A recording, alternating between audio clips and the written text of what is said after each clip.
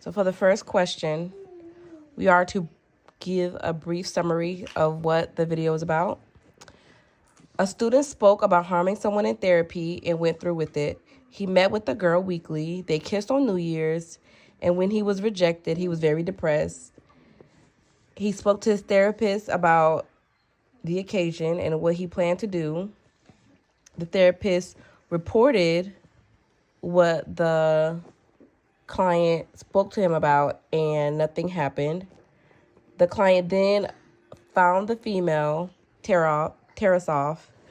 He shot her with a pellet gun and stabbed her to death. The school failed to warn Tarasov of the potential threat against her, which led to Tarasov 1 and Tarasov 2. Second question. What is the difference between Tarasov 1 and Tarasov 2? Tarasov 1 ruling was in 1974, which is the duty to warn. The duty to warn was to warn Tarasov of the potential threat that was against her.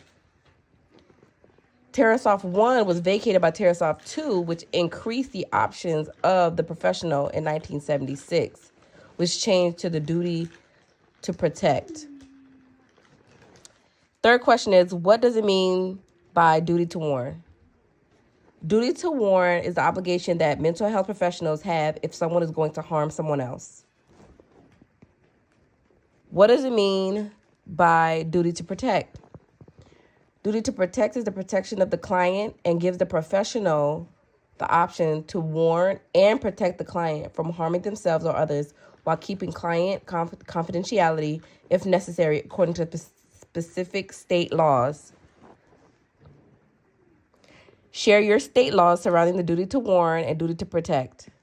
For the state of South Carolina, patients may prevent disclosure except in an emergency where information about the patient is needed to prevent the patient from causing harm to himself or others.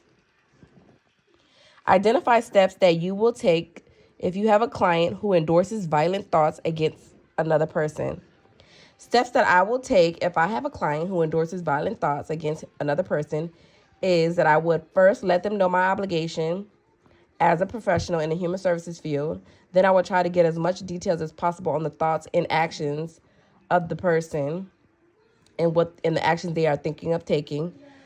Depending on the seriousness of what's said, I'd report it, get my client mental health help, call the authorities, and or protect the person who may be targeted. Thank you.